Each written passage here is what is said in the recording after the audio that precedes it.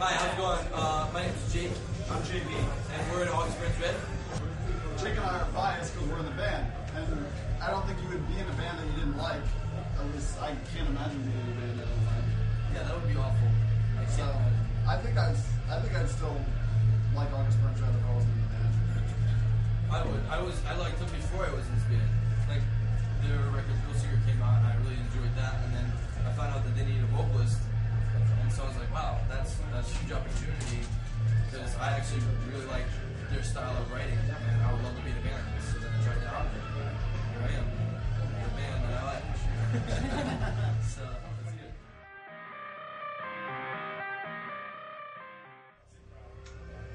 That was fun.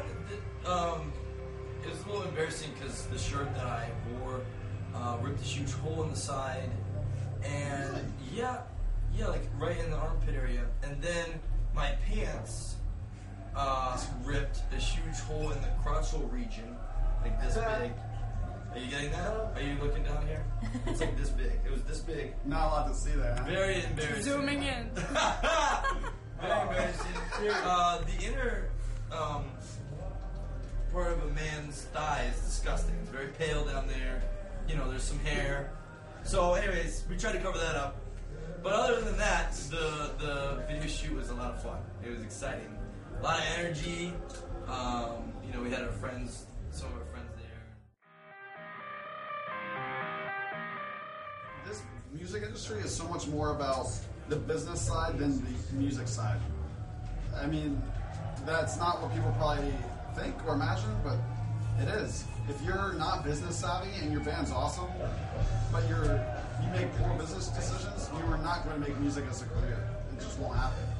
So, I don't even remember what the original question was. But the point I'm making Did is... you feel the same way before you were in the band than now that you are? No, I mean, when we first started out, it was all about playing shows and just like having a blast and everything. And, you know, just playing the shows is still the best part of my day when I'm on tour. But there's a lot more that goes into this band than just playing shows. And there's a lot that goes into any business. Yeah. So, and you don't realize that when you're playing locally at home, you know, with your friends' bands and stuff. Yeah. It's eye-opening when you... The more it grows, the more you learn. Hands in the cookie jar and stuff like that. There are more people involved in order to make this actually happen, and you know, all the production and all of the, you've got your sound guys, you've got your business managers, you've got your manager, you know, I mean, there's a lot of people involved, and just us, just this one band, and making it become the next thing and the next level, you know. So it is, yeah, it's very difficult. And JB handles a lot of that with this band. He does an amazing job. He's really good. He's very business savvy. I appreciate it. I used to do a lot. Yeah, but he's still the front of the line. I'm kind of in the back. I'm like the caboose. He's the main guy up here when it comes to business. You know? Kind of the caboose. I'm the caboose. I'm like hanging out, you know, like that. I'd say Jake's role beyond obviously our vocalist would be he's the most interactive with the audience and the fans, especially after we play. Jake devotes a lot of time to, you know, personally meeting and talking to kids who want to talk to him, and I think that that's important. And I guess Jake's almost like the link between the band and the fans, more so than the rest of us. You agree with that? Yeah. And I'm more of the I guess on the business side of things than the social side of things. I don't know. So. What about the rest of the guys? We won't talk about it. I'm kidding. I don't know. You mean people having home studios and stuff? How does that affect?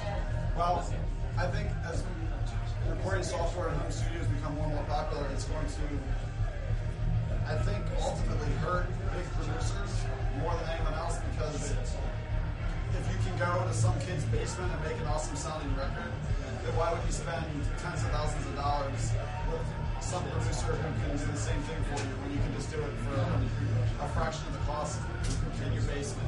Right. It's kind of like a supply and demand thing almost. It's the supply of studios and like producers and stuff goes up, the demand for them is going down. prices are only them. Economics 101. More glamorized than it really is? Yeah. Absolutely. Why? I'm out. Well, okay, maybe at different levels the experience is different. At the level we're at, there's still a lot of hard work that goes into it. And maybe we've just chosen a more difficult road than some bands. I mean, we've always been a very frugal band, and you know, we take the inexpensive, more difficult route more often than not in an effort to be more profitable in the long run. So, you know, for instance, we do a lot of our touring in a van instead of a bus, and that's a great example of why touring and being a musician isn't necessarily something to be glamorized. I mean, it's a tough life a lot of time when you're on the road, and you know, it's not all fun and games. You know what I mean? You don't necessarily feel like getting back in the van and driving 10 hours after you sweated like crazy and got really gross. And you're tired. Yeah. And like, do you smell the smell in this room right now? It's like really gross man smell. It's like what we sleep in every day of our lives. Just the smell. That smell. It coats your skin. You actually wake up and you feel a coat of stank just all over you. You ever had that feeling? You just gotta wash it off. I don't have that problem. People are passing wind in the van, windows are up, AC's busted, your nose is runny. Look, You know? I mean, it's just really... I don't even know if he's in my band. I am. I'm just...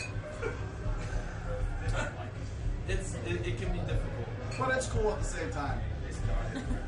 Yeah, I like runny noses. I mean, I say that it's not all easy and fun and games. There's a lot of hard work, but it's still awesome. Well, this definitely isn't like, we're not like in a stadium rock star band, you know what I'm saying? We all don't have our own buses.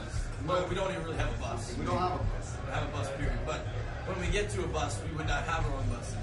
And we're not pampered, you know, we work hard and we realize that there are pros and cons in any job, you know, I mean, you can't just sit here and be like, look at that guy, he's complaining about a runny nose and this and that when I go pick up dog poop at the rescue center. And it's like, understandable, like, you know, like, I shouldn't complain about a runny nose because I'm here living my dream. But at the same time, there are a lot of sacrifices involved. And it isn't just, you don't just get there and everybody kiss your feet and do whatever you want. And they do whatever you want them to do. It's like, all right, hurry up, you know, where are you guys? You're 6 hours late, why? Can you hit traffic or, you know, whatever, and then it can be messy, but it's totally worth it, right, JB? Sure. You wouldn't have it any other way, would you?